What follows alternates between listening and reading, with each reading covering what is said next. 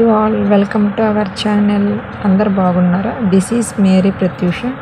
Today నేను మా husband అయితే విజయవాడలోని గుణదల మేరీమాత చర్చికి అయితే వెళ్తున్నాము. ఎంట్రన్స్ అయితే ఇలాగ ఉంది. 2 సైడ్స్ కూడా బొమ్మలు ఉన్నాయి కదా. మరియమ్మ తల్లికి దూత ప్రత్యక్షమైన అప్పటి నుంచి దేవుణ్ణి సిలువ వేసేదాకా కొండపై దగ్గర ఇలాగే 2 వైపుల బొమ్మలు అనేవి ఉంటాయి. మధ్యలో ఇసుక ఉంది కదా, ఇక్కడ ఎవరైనా మొక్కుకుంటే ఇలా మోకాళ్ళ మీద ఇసుకలో పైకి వెళ్తారు. ఆఫ్టర్ మ్యారేజ్ నేను మా హస్బెండ్ అయితే ఫస్ట్ టైం గుణదలకి రావడము. నేను అంతకుముందు అయితే మా ఫ్యామిలీతో చాలాసార్లు వచ్చాను. నాకు గుణదలకి వెళ్ళాలంటే చాలా ఇష్టం. అక్కడికి వెళ్ళినప్పుడు చాలా పీస్ఫుల్గా ఉంటుంది అండ్ పాజిటివ్ ఎనర్జీ వచ్చినట్లు అనిపిస్తుంది. మొత్తం కొండపైన దేవుని సిలువ అయితే ఉంటుంది. అక్కడ దాకా ఎక్కాలనుకుంటున్నాం. ముందు పై దాకా వెళ్ళి తర్వాత వచ్చి చర్చి లోపలికి వెళ్ళి ప్రేయర్ చేసుకుందాం అనుకుంటున్నాము.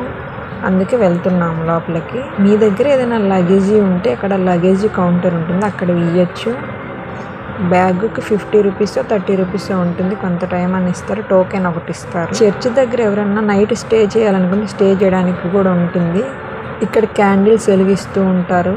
అక్కడ ఒక హాల్ లాగా ఉంటుంది, అక్కడ అందరు కూర్చోవచ్చు. అలాగే రూమ్స్ కూడా అవైలబుల్గా ఉన్నాయి, వాష్రూమ్స్ కూడా ఉన్నాయి. 2 వేస్ ఉంటాయి. మేమైతే మెట్లు ఉన్న వైపు రైట్ వేలో వెళ్తున్నాము. ఎందుకంటే మా హస్బెండ్ మోకాళ్ళ మీద ఎక్కాలనుకున్నాడు, అందుకని ఆయన కోసం వెళ్తున్నాము. ఆయన మోకాళ్ళ మీద వస్తున్నాడు.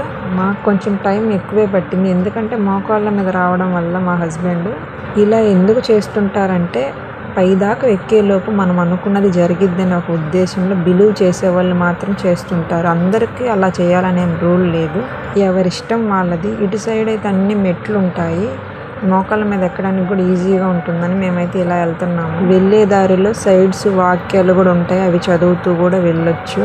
కొంతమంది అయితే చెప్పులు లేకుండా ఎక్కుతున్నారు మెట్లు, కొంతమంది అయితే మోకాళ్ళ మీద ఎక్కుతున్నారు, కొంతమంది నార్మల్గా వస్తున్నారు. ఇక్కడ మా హస్బెండ్ అయితే ఎనర్జీ డౌన్ అవ్వకుండా అసలు ఫుల్ ఎనర్జీతో ఎక్కుతున్నాడు. ఇంకా కొంత దూరం వెళ్ళిన తర్వాత ఇక్కడ చిన్న పిల్లలకి గుండు కొట్టియడం అలాంటివి చేస్తుంటారు.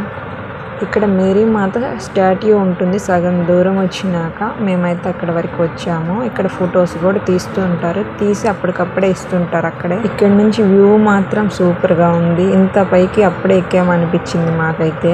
ఇక మేరీ మాత స్టాట్యూ దగ్గరికి అయితే వెళ్తున్నాము. ఆ పైన మెట్లు ఎక్కాలి.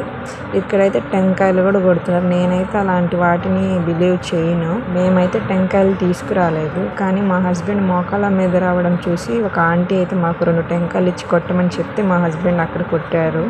అలాగే క్యాండిల్స్ కూడా వెలిగించాము. ఇక కొంచెం సేపు అక్కడ ఉండి వాటర్ తాగి మళ్ళీ పైకి అయితే బయలుదేరాము. ఇక్కడ కూడా చాలామంది ఫ్యామిలీస్ అయితే ఫుడ్ తింటున్నారు, రెస్ట్ తీసుకుంటున్నారు. నేనైతే మా హస్బెండ్కి ఇంకా చాలు, ఇక్కడ నుంచి అయితే మోకాళ్ళ మీద ఎక్కవద్దు, రూట్ బాగుండదు అని చెప్పాను. ఇక్కడ నుంచి అయితే మెట్లు అయితే లేవు. ఆయన ఎక్కడం స్టార్ట్ చేసినప్పటి నుంచి అస్సలు మాట్లాడకుండా సైలెంట్గానే ఎక్కుతున్నారు. నాకైతే సమాధానమే చెప్పకుండా అక్కడి వరకు కూడా ఎక్కి ఇక్కడికి వచ్చి నాకు స్టాప్ అయిపోయాము. ఇక్కడ జీసస్ స్టాట్యూ దగ్గరికి వచ్చేసరికి మా హస్బెండ్ అయితే మోకాళ్ళ మీద నడవడం ఆపి ప్రేయర్ చేసుకొని మళ్ళీ పైకి అయితే సిలువ దగ్గరికి వెళ్ళడానికి నడవడం మొదలు పెట్టాము. ఎక్కేటప్పుడు కష్టంగానే ఉంటుంది, కానీ దిగేటప్పుడు మాత్రం చాలా సులభంగా దిగచ్చు. అలాగే మన విజయవాడ వ్యూ మొత్తం బాగా కనిపిస్తూ ఉంటుంది. ఇక్కడ నుంచి కొంచెం గ్యాప్ తీసుకొని అక్కడక్కడ జీసస్ ఎలా జీవించారనే బొమ్మలు అన్నీ డీటెయిల్గా ఉంటాయి వాక్యాలతో సహా. అలాగే మేమైతే పైకి వచ్చేసాము సిలువ దగ్గరికి. ఇంకా అక్కడ చెప్పులు ఇప్పి పైకి వెళ్ళి బలిపీఠం ఉంటుంది, బలిపీఠం దగ్గర ప్రేయర్ చేసుకున్నాము. చాలా మంది ఉన్నారు ఇక్కడ కూడా. ఇక ఫాస్ట్గా కిందకి వచ్చి చర్చిలోకి వెళ్ళి ప్రేయర్ చేసుకొని మళ్ళీ మేమైతే రిటర్న్ అయ్యాము.